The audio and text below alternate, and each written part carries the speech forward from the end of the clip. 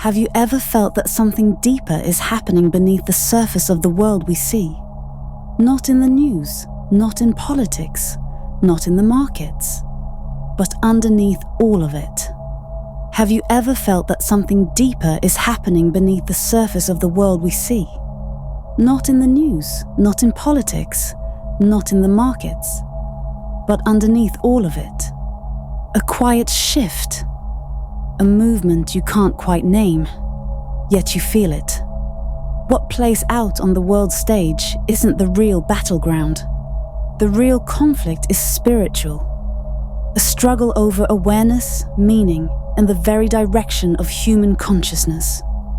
No armies here, no guns. This war is fought through ideas, emotions, and vibrational influence. And it's already underway.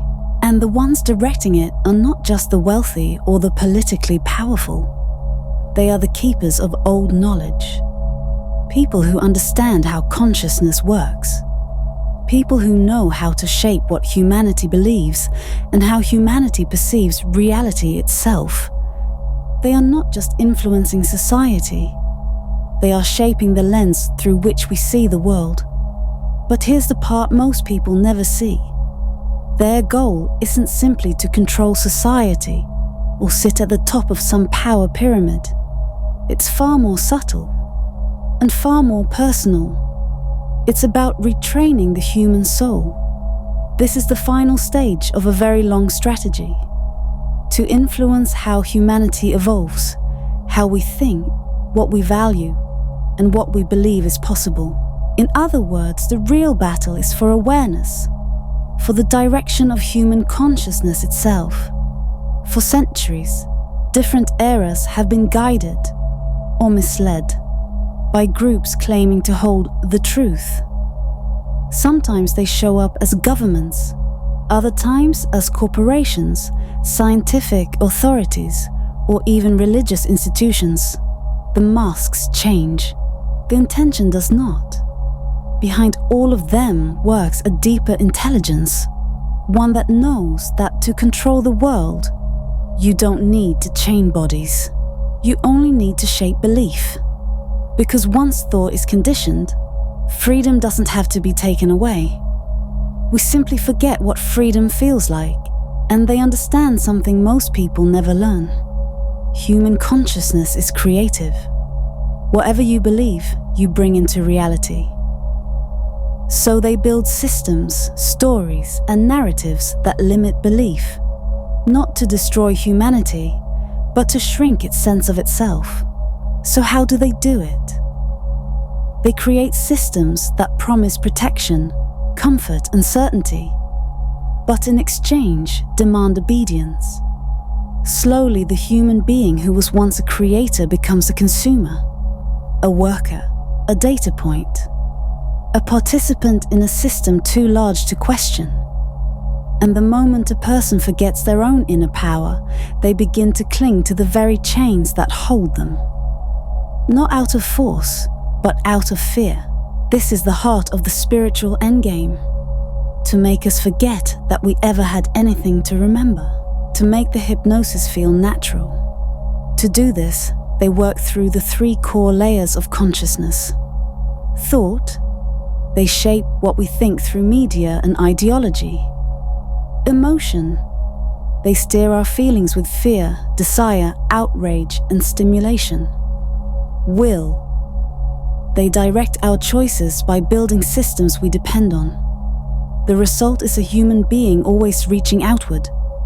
For approval, for distraction, for identity.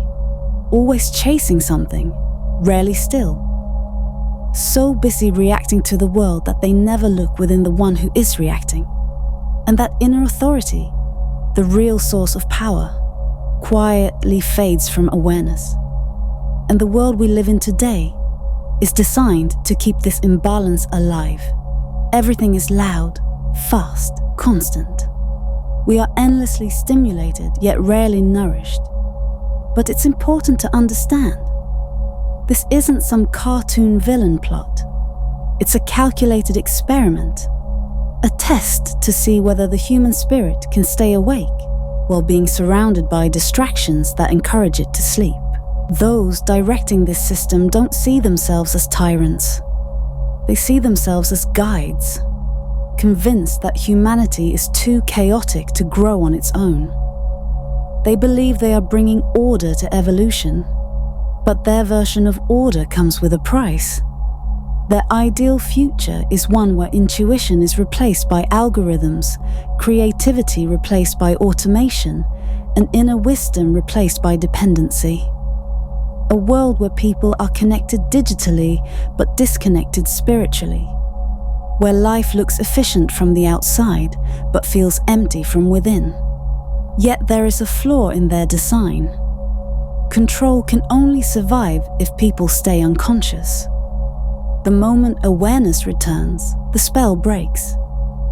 This is why everything feels accelerated right now. Technology, media, pressure, noise. The pace keeps rising, because the more intensity they apply, the more people begin to wake up. The more the soul stirs. We are standing at a threshold, a choice point. The real question is simple. Will you stay asleep inside the system's dream? Or remember that you are the one who was always dreaming it? Once you see the structure, even faintly, you realize power was never enforced.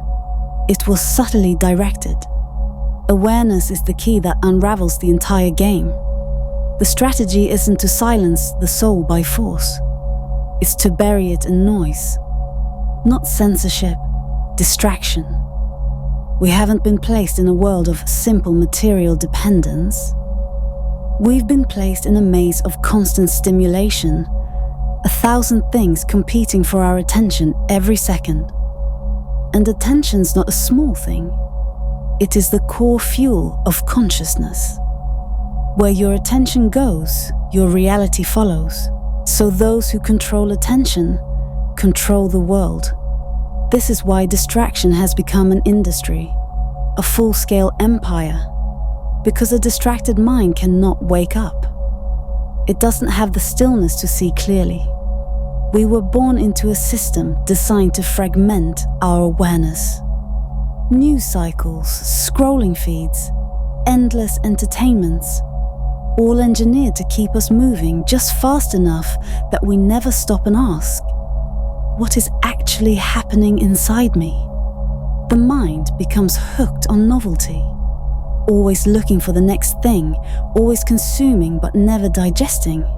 Stimulation replaces meaning. Dopamine replaces clarity. Swipe, click, scroll. Tiny hits of satisfaction while the deeper self fades further into the background.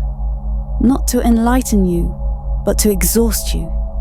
Because when your energy is scattered across 1,000 impulses, there's none left for the only revolution that actually changes anything, the inner one. And that is the quiet genius of the system. Keep humanity entertained enough to forget itself, distracted enough to avoid silence, stimulated enough to never meet the soul. Even memory, the thread of identity, is eroding under the constant flood. In a culture that worships speed, the past becomes disposable. We forget what came before us. We forget the lessons, the roots, the stories, the things that once gave us depth. When memory fades, only the present moment remains. Not the sacred kind of presence, but a present crowded with noise and empty stimulation. And when someone loses connection to their own memory, something subtle but profound happens. They lose the thread of who they are. Life becomes a series of reactions instead of a journey. Moments become disconnected. The person becomes fragmented. Because without roots, a person can be moved anywhere, shaped into anything, sold any identity that the world wants them to adopt. This is how identity becomes a product. Aesthetic, trend, brand, persona, endlessly replaceable. The human being who was once the author of their destiny becomes a spectator, scrolling through curated illusions. But there is a doorway back, and it has always been there. It appears in the space between two thoughts, in the breath between distractions, in the quiet that exists beneath the noise. That is where awareness waits. Not gone, just forgotten. When you learn to return to that stillness, even for a few seconds at a time, you reclaim something essential. Your inner authority, a mind that is rooted in presence, cannot be manipulated. It can see clearly. It can choose. And the spiritual endgame has no defense against a person who has remembered how to be still. When a person learns to direct their attention, everything changes. Because attention is not just focus. It is the doorway through which the divine returns to awareness. This is why mastering attention is the most quiet, powerful form of rebellion. When enough people begin to choose where their attention goes, instead of having it pulled, taken, or manipulated, the system loses its power. It collapses under its own emptiness. No structure of control can survive once. The mind that sustains it becomes awake. And when silence begins to return to us, even slowly, something remarkable happens. We start to see the structure behind the noise. The distraction was never the real goal. It was a cover. Beneath it, two deeper forces have been influencing the direction of human consciousness for ages. These are not new, they are ancient. One force pulls human awareness downward, into cold logic, materialism, and the belief that only what can be measured is real. The other force pulls awareness upward, but into illusion, into a kind of spiritual escapism that offers light without depth, comfort without growth. One numbs the soul, the other blinds it. And humanity is kept swinging back and forth between these two poles, never rooted, never centered, never whole. The first force is the empire of matter, a worldview that says only the physical is real.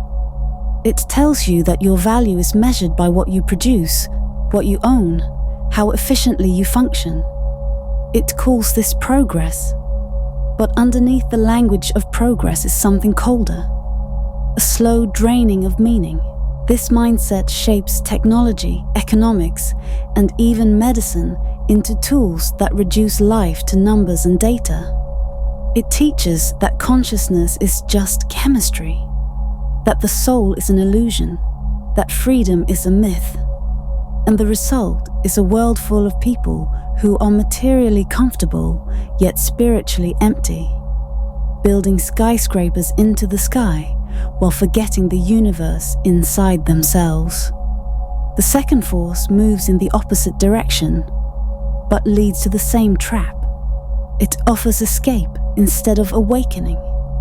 This is the realm of false spirituality, where enlightenment is treated like a lifestyle brand, where bliss is marketed as a product, where people are told they are already awake and need no inner work.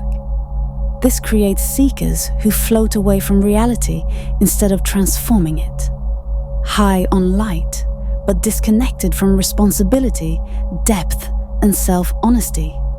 So one force chains a person to the material world. The other dissolves their will in illusion.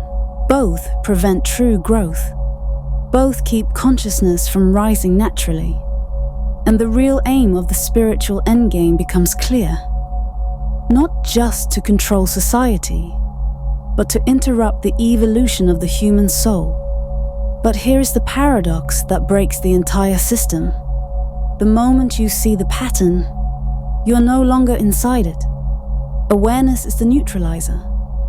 When you recognize the manipulation, it loses its hold. When you remember what you are, the illusion cannot continue. The final battlefield is not outside, it is within. And the entire system depends on one thing: your forgetfulness. When you remember, the game ends.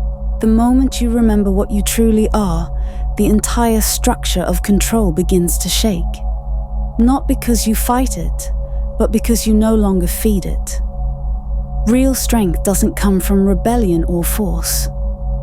It comes from inner mastery, from knowing yourself so clearly that nothing outside can dictate your reality. There is no strategy, no system, no power that can control a soul that is awake.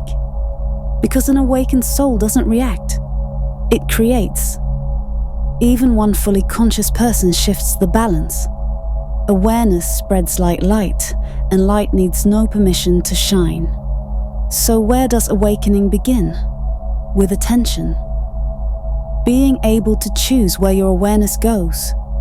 That is the first act of freedom. When you can hold one thought, one breath, one point of focus, even for a few minutes, you start to undo years of conditioning. From concentration comes clarity. From clarity comes will. And when your will reconnects to your essence, manipulation falls apart. You stop being a piece on someone else's board. You become the one directing your own reality. That is the first stage of spiritual invincibility. Learning to direct your own energy instead of letting the world direct it for you. The second stage is stillness, not escaping from life, but remaining steady in the middle of it. A calm that isn't passive, but powerful. A silence that isn't empty, but alive. Stillness is the point where the soul begins to lead again. When the world tries to pull you into reaction, your silence becomes your strength. In that quiet space, you can finally see what is real and what is manufactured. You start to notice which emotions come from your genuine self and which were placed there by fear, media, or conditioning. This ability to discern, to recognize your own mind, is the true armor of awakening. It can't be bought or copied, and no system of influence can penetrate it. In stillness, truth becomes obvious, and illusion loses its power without a fight. But awakening is not meant to isolate you from others. The system divides, but awareness reconnects. When individuals who are awake meet each other, not as followers, not as believers, but as free human beings, something new begins to move through the world. A deeper intelligence, a calm strength, a quieter kind of courage. This is not a revolution of anger or force. It is a shift in frequency. It shows up as compassion where there used to be judgment, clarity where there used to be confusion, creative action where there used to be resignation. This kind of unity ends control because it cannot be manipulated. No structure of power can survive in a world where people remember their own divinity, where they refuse to live as spectators in their own lives. You have never been powerless. You were simply encouraged to forget your power. Every time you face a fear, every illusion you see through, every truth you choose to live, the old architecture weakens. Their influence was built on your sleep. Your awakening is enough to end it. You don't have to burn anything down. You don't have to fight anyone. You simply have to stop feeding the world that diminishes you and begin to live from the one that was always inside you. No structure of power can survive in a world where people remember their own divinity, where they refuse to live as spectators in their own lives. You have never been powerless. You were simply encouraged to forget your power. Every time you face a fear, every illusion you see through, every truth you choose to live, the old architecture weakens. The influence was built on your sleep. Your awakening is enough to end it. You don't have to burn anything down. You don't have to fight anyone. You simply have to stop feeding the world that diminishes you and begin to live from the one that was always inside you. The spiritual endgame is already in motion. but its outcome isn't predetermined. It depends on you, on your awareness, your attention, your memory of what you are. Don't let yourself be scattered. Don't let yourself be taken off center. Return to yourself. You're not just a mind in a body. You are consciousness in form. Light moving through human experience. The eternal witnessing the world through your eyes. That part of you cannot be controlled. No system, no ideology, no fear can touch it. When enough people remember that, the illusion holding this world together begins to dissolve. Not through conflict, but through clarity. Those who built the systems of distraction have strategies. But consciousness has its own direction, and it is rising.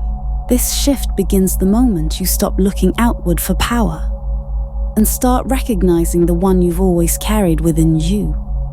Remember what you are. That is where destiny changes. This journey of remembering doesn't require dramatic steps. It begins quietly, with awareness, with presence, with choosing to come back to yourself again and again. If this message resonated with you, stay connected. This space is for those who are waking up, not escaping. For those who want to live with clarity, depth, and inner strength. So if you found value here, like the video so this knowledge reaches others. Subscribe if you want to continue walking this path with us. And share it with someone who might be ready to remember too. We grow together, one awakened mind at a time. See you in the next chapter.